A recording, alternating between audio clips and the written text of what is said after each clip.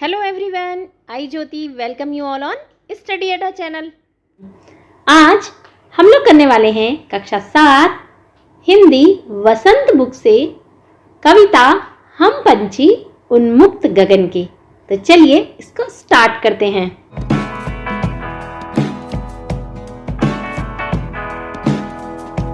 बच्चों, आप जानते हैं कि ये हम पंछी उन्मुक्त गगन के ये एक कविता है जो आपकी पाठ्य पुस्तक वसंत की पहली कविता है। इस कविता के कवि हैं शिवमंगल सुमन। बच्चों, हिंदी साहित्य में ना दो विधाएं होती हैं, एक होता है गद्य और एक होता है पद्य। गद्य में क्या क्या आता है? जो आपके नाटक होते हैं, कहानी होती है, संस्मरण यानी जो यादें होती हैं, एकांकी, लेख है, ये होते हैं गद्य साहित्य के भाग। पद्य में क्या आता है? पद्य में आती हैं कविताएं, जिसको काव्यखंड भी कहा जाता है, गीत, गजल, दोहे, श्लोक, ये सब क्या होते हैं? काव्यखंड के भाग होते हैं। हम पंछी उन्मुक्त गगन के इस कविता में कवि शिवमंगल सुमन जी ने पंछियों का उदाहरण देते हुए हमें ये बताने की कोशिश करी है कि ये जो प्रतंत्रता होती है, गुलामी होती है, ये किसी को भी पसंद नहीं होती। यहाँ पे उन्होंने ये बताया है कि प्रतंत्रता में चाहे हमें बहुत सारी चीज़ें एज अ गिफ्ट मिले, लेकिन गुलामी में अगर हमको रहना पड़े तो हम उसे कभी भी स्वीकार नहीं कर सकते। लेकिन आज़ादी में अगर हमको रूखा सूखा भी खाने को मिलेगा तो हम लोग खुश रहेंगे। तो यहाँ पर पंछियों के माध्यम से उन्होंने कविता में स्वतंत्रता का जो महत्व होता है वो क्या होता है, इसके बारे में हमको समझाया है। आइए इसको देखते हैं। बच्चों, इसमें हम लोग करेंगे इस पाठ के भावार्थ को, शब्द अर्थों को। तो चलिए अब इसको स्टार्ट करते हैं। जो काव्य होता है उसको गाने का तरीका क्या होता है, उसको पढ़ने का तरीका क्या होता है, उसको एक लय के साथ गाया जाता है। तो हम भी इसको ऐसे ही स्टार्ट करेंगे, गीत की तरह तो नहीं, लेकिन हाँ एक लय के तरीके के साथ हम इसको स्टार्ट करेंगे। हम पंछी उन्मुक्त गगन के पिंजर बदना गा पाएंगे, कनक तीलियों से टकराकर पुलकित पंख टूट जाएंगे। हम बहता जल पीने वाले मर जाएंगे भूखे प्यासे, कहीं भली है कटुक निबोरी कनक कटोरी की मैदा से। तो पहले मैं आपको यहाँ पर जो भी शब्द आए हैं उनके अर्थ बताती हूँ, उसके बाद मैं आपको इसका भावार्थ बताती हूँ। पुलकित माने होता है कोमल या फिर आनंदित। कनक माने होता है सोना। एक कनक का अर्थ गेहूं भी होता है, लेकिन यहाँ पर सोना यानी गोल्ड की बात हो रही है यहाँ पे। उन्मुक्त यानी खुला, आजाद। गगन आसमान, आकाश, अंबर। कटुक निबोरी, नीम की निबोरी। आपने नीम की होंगी, उनको नीम की निबोरी कहा जाता है। और वो कैसी होती है? कड़वी। कटुक माने होता है कड़वी, कड़वी नीम की निबोरी। अरमान का अर्थ होता है इच्छाएं। तो अब देखते हैं इसके अर्थ को। हम पंछी उन्मुक्त गगन के। हम पंछी, जो हम पंछी हैं वो खुले आकाश के पंछी हैं, यानी हम खुले आकाश में उड़ना पसंद करते हैं। पिंजर बंधना गा पाएंगे। पिंजरे में बंद होकर हम गाना नहीं गा पाएंगे, हम गीत नहीं गा पाएंगे, यानी जो पक्षियों की चिरपिंग होती है ना, उसकी बात की गई है।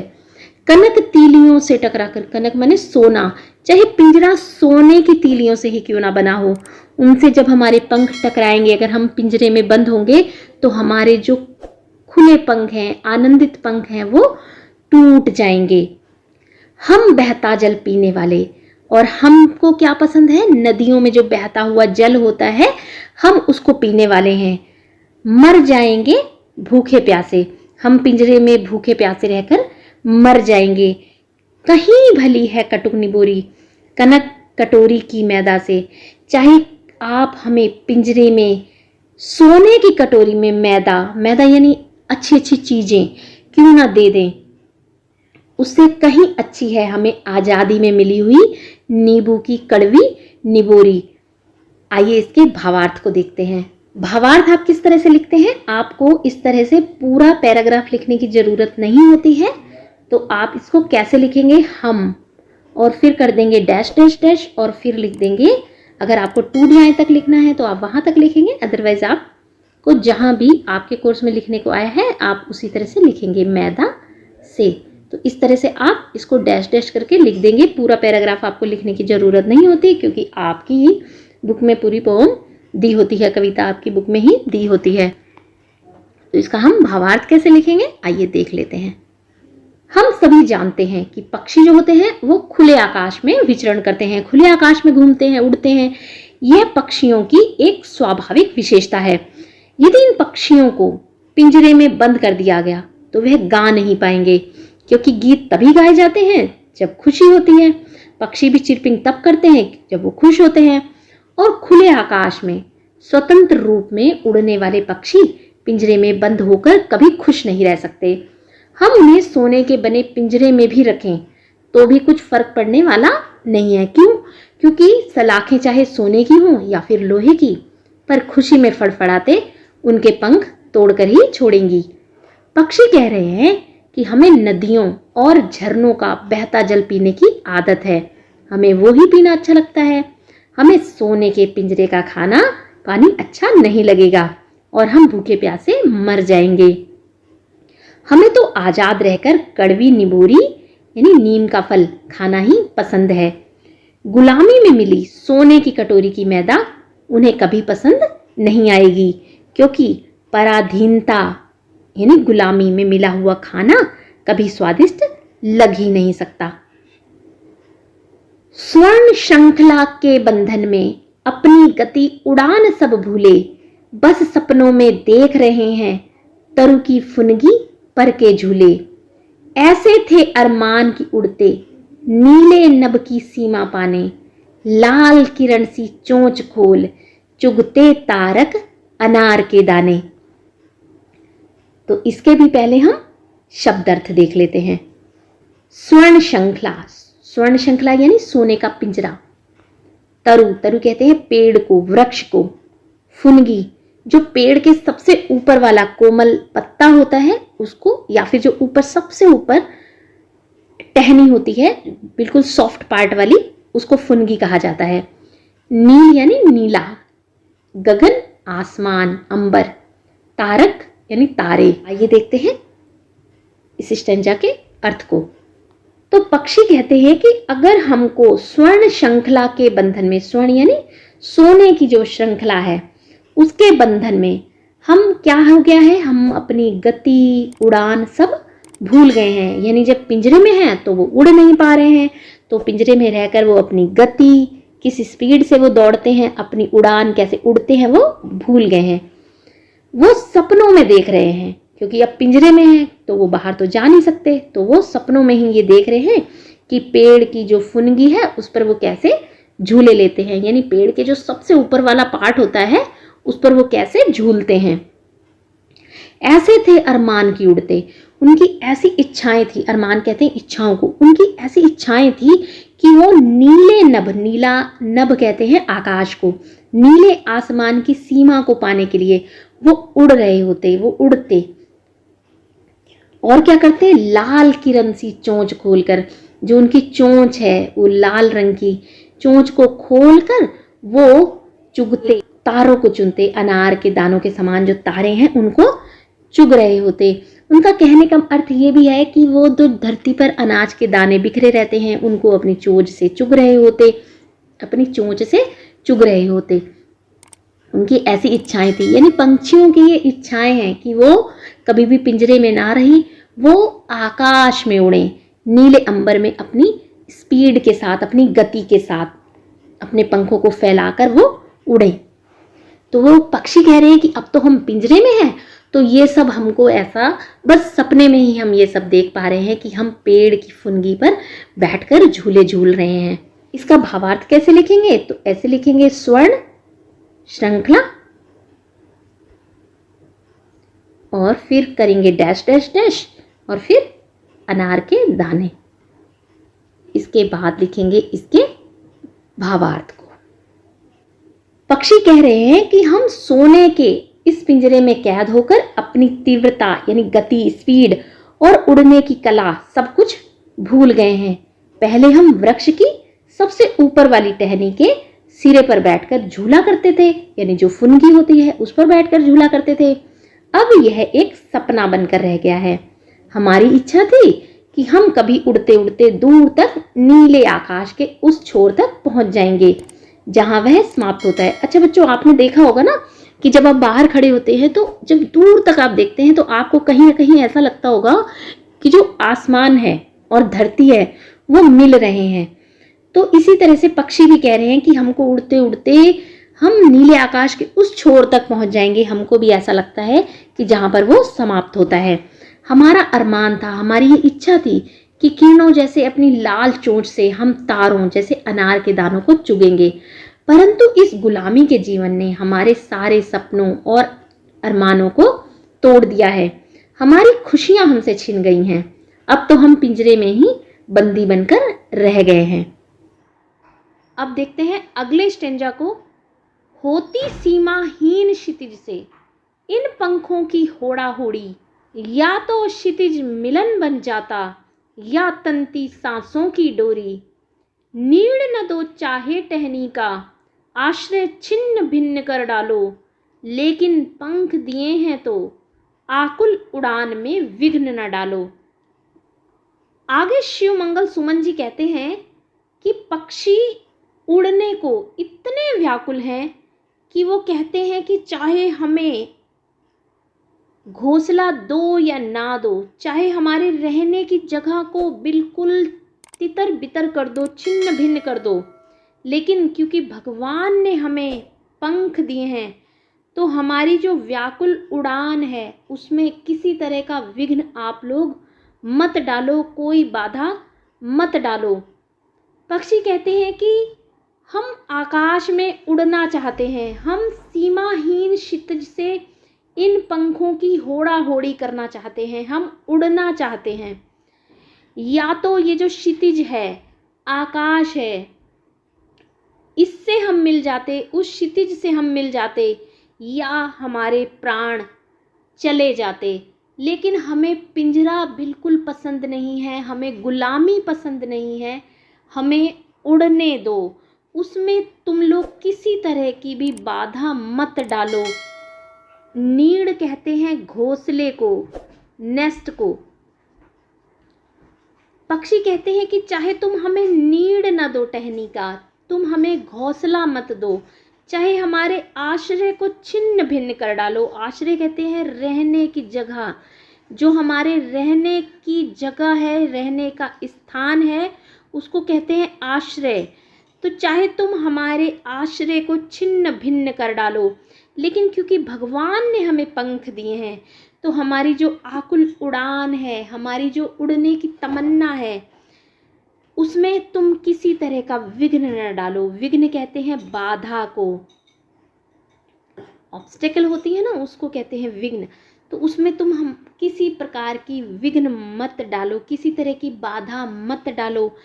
इसका भावार्थ लिखेंगे आप फिर से ऐसे ही लिखेंगे, होती और फिर करेंगे डैश डैश डैश और फिर करेंगे विघ्न न डालो,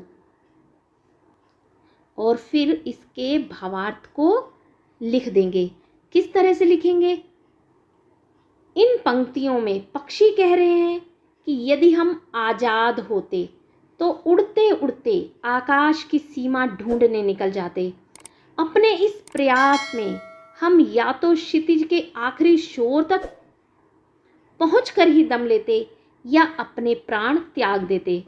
पक्षियों द्वारा व्यक्त उनकी इस इच्छा से पता चलता है कि उन्हें अपनी आज़ादी कितनी प्रिय है, कितनी प्यारी है उन्हें अपनी आज़ादी। पक्षी फिर से विनयपूर्वक कहते हैं कि भले ही कोई उनसे उनका घोंसला छीन ले या पेड़ की डालियों का ठिकाना नष्ट कर दे, लेकिन ईश्वर ने जब हमें पंख दिए हैं तो उनके उड़ान का अधिकार उनसे न छीना जाए। उन्हें पिंजरे में बंद करके उनकी उड़ने की इच्छा को न मारा जाए। उनकी आज़ादी उनसे न छीनकर उन्हें अंतहीन आकाश में उड़ने दिया जाए। इस कविता के माध्यम से पक्षियों की आवाज़ लेते हुए, पक्षियों का सहारा लेते हुए कवि शिव मंगल सुमन ये कहना चाहते हैं कि स्वतंत्रता, चाहे पक्षी हो चाहे मनुष्य, किसी को भी स्वतंत्रता प्रिय नहीं होती। सबको आज़ादी चाहिए होती है, चाहे उन्हें कैसे भी हालात में रहना पड़े, लेकिन सब आज़ादी चाहते हैं। प्रश्न अभ्यास कविता से।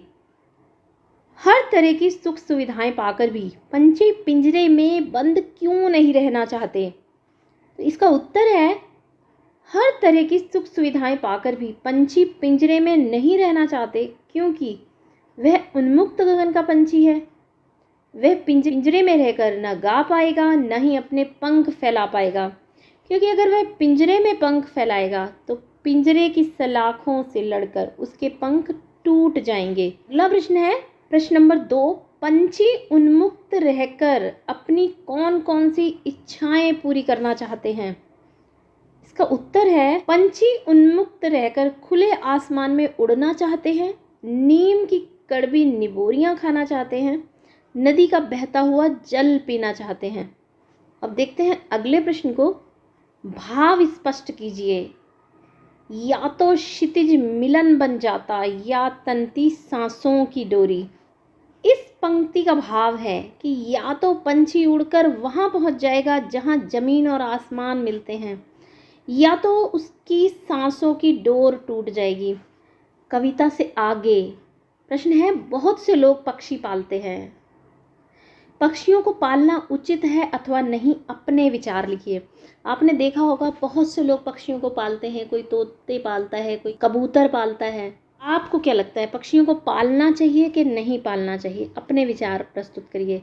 जो पक्षी होते हैं ना बच्चों, उनको खुले आकाश में उड़ना पसंद होता है। कोई भी स्वतंत्रता नहीं चाहता, पिंजरों में नहीं रहना चाहता, चाहे उसको कोई सोने का ही पिंजरा क्यों ना दे दे। कुछ लोग अपने इंटरटेनमेंट के लिए, अपने मनोरंजन के लिए पक्षियों को पालते हैं। तो ये आपको बताना है कि पक्षियों को पालना चाहिए कि नहीं पालना चाहिए। अगर आपने कोई ऐसे स्पेस में पक्षियों को पाल रखा है जहाँ पे उनको पिंजरों में नहीं रहना पड़ता, तो ये ठीक बात है कि आप उनकी अच्छे से केयर कर रहे हो, अच्छे से उनको खाना दे रहे हो, टाइमली पानी दे रहे हो पीने के लिए, तो ठीक बात है। लेकिन अगर आप उनको पिंजरों में कैद करके रख रहे हो तो आई थिंक, मुझे ऐसा लगता है कि ये बिल्कुल भी उचित नहीं है। आपको अपने विचार लिखने हैं कि पक्षियों को पालना चाहिए या नहीं पालना चाहिए। तो पक्षियों को पालना उचित तब है जब हम उन्हें पिंजरे में कैद करके ना रखें, क्योंकि पक्षी जो होते हैं वो खुले आसमान में उड़ना पसंद करते हैं। उन्हें पिंजरे में रखकर हम उनकी आज़ादी उनसे छीन लेते हैं। बता सकते हैं, आप अपने विचार इसमें लिख सकते हैं कि ऐसा करना चाहिए कि नहीं करना चाहिए। अगला प्रश्न है, क्या आपने या आपकी जानकारी में किसी ने कभी कोई पक्षी पाला है? उनकी देख रेख किस प्रकार की जाती होगी, लिखिए। क्या आपकी जानकारी में कोई ऐसा है जिसने पक्षियों को पाला है? तो उसकी देख रेख वो किस तरह से करते हैं, उसके बारे में आपको लिखना है। सकते हैं कि क्या आपके आसपास में कोई ऐसा है, या क्या आपने खुद कभी किसी पक्षी को पाला है, तो उसकी आप देख रेख किस तरह से करते हैं, ये आपको इसका उत्तर स्वयं बताना है कि आपने ऐसा देखा है, उसकी वो देख रेख किस तरह से करते हैं। अगला प्रश्न है, पक्षियों को पिंजरे में बंद करने से केवल उनकी आज़ादी का हनन ही नहीं होता, अपितु पर्यावरण भी प्रभावित होता है। इस विषय पर 10 पंक्तियों में अपने विचार लिखिए। बच्चों देखो, हर चीज़ की अपनी वैल्यू होती है ना। तो अगर पक्षियों को पिंजरे में रखा जाता है तो उससे, एक तो वो पिंजरे में क्योंकि उनको रहना पसंद नहीं होता, फिर भी उन्हें रखा जाता है, उनकी आज़ादी उनसे छिन जाती है, वो खुले आसमान में उड़ नहीं पाते। इससे पर्यावरण भी प्रभावित होता है। ऐसा कैसे होता है? तो पंछियों को पिंजरे में बंद करने से उनकी आज़ादी का हनन होता है। पक्षी जो होते हैं, पक्षियों को पिंजरे में बंद करने से उनकी आज़ादी का हनन होता है। पक्षी आसमान में उड़ना चाहते हैं, अपने अनुसार अपना जीवन जीना चाहते हैं। पिंजरे में कैद करके हम उनसे आज़ादी छीन लेते हैं। पक्षियों को कैद करने से पर्यावरण भी प्रभावित होता है। पक्षी पर्यावरण संतुलन में महत्वपूर्ण भूमिका निभाते हैं। पर्यावरण का भी एक चक्र होता है जिसमें मनुष्य, पशु, पक्षी सबकी अपनी अपनी भूमिका होती है। यदि हम पक्षियों को कैद करके रखेंगे तो पर्यावरण का संतुलन बिगड़ जाएगा और इसका असर वातावरण पे पड़ता है।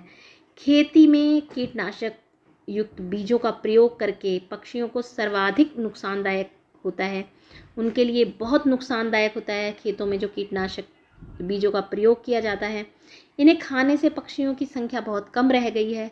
कई पक्षी तो बिल्कुल विलुप्त होने की कगार पर पहुंच चुके हैं। ऐसे ही जो हमारा आसपास का पर्यावरण है, अगर हम उनको पक्षियों को कैद करके रख लेंगे तो बहुत सी ऐसी चीज़ें हैं जो पक्षियों के होने से बहुत हमारे लिए बहुत ही यूज़फुल है, हमारे लिए बहुत लाभदायक है। लेकिन अगर पक्षियों को हम पिंजरों में बंद करके रख लेंगे तो वो उन इंसेक्ट्स को, जैसे आपने गार्डन में देखा होगा, तो वहाँ पर जो पक्षी होते हैं वो कई तरह के कीड़ों को खा लेते हैं। वो फलों को नुकसान जो देने वाले कीड़े होते हैं उनको खा लेते हैं। लेकिन अगर हमने पक्षियों को पिंजरों में कैद करके रख लिया तो कहीं ना कहीं वो पेड़ों पर जो इंसेक्ट्स होते हैं, वो कीड़े मकोड़े होते हैं, वो उनको नहीं खाएंगे। तो जब उनको नहीं खाएंगे तो वो फलों को पूरी तरह से बर्बाद कर देंगे। तो हर चीज़ की पर्यावरण में अपनी अपनी भूमिका होती है, अपनी अपनी वैल्यू होती है।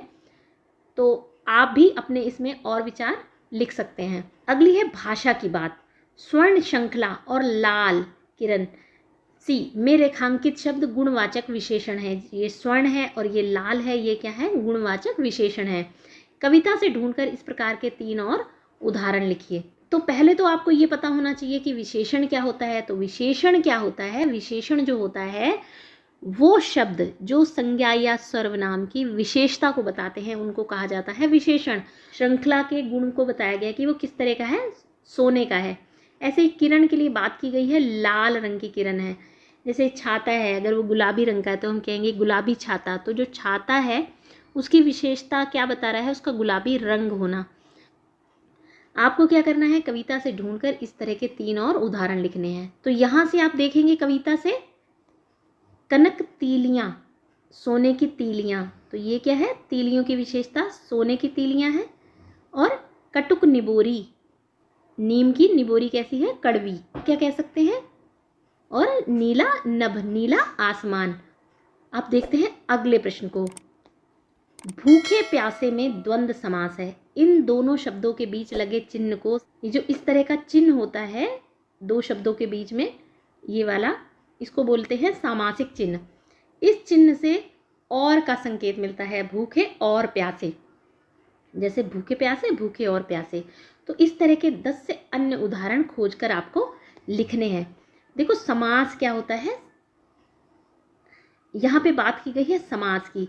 इसके बारे में मैं आपके लिए डिटेल में वीडियो लेकर आऊंगी कि समास क्या होता है, समास कितने प्रकार का होता है। समास कहते किसे हैं?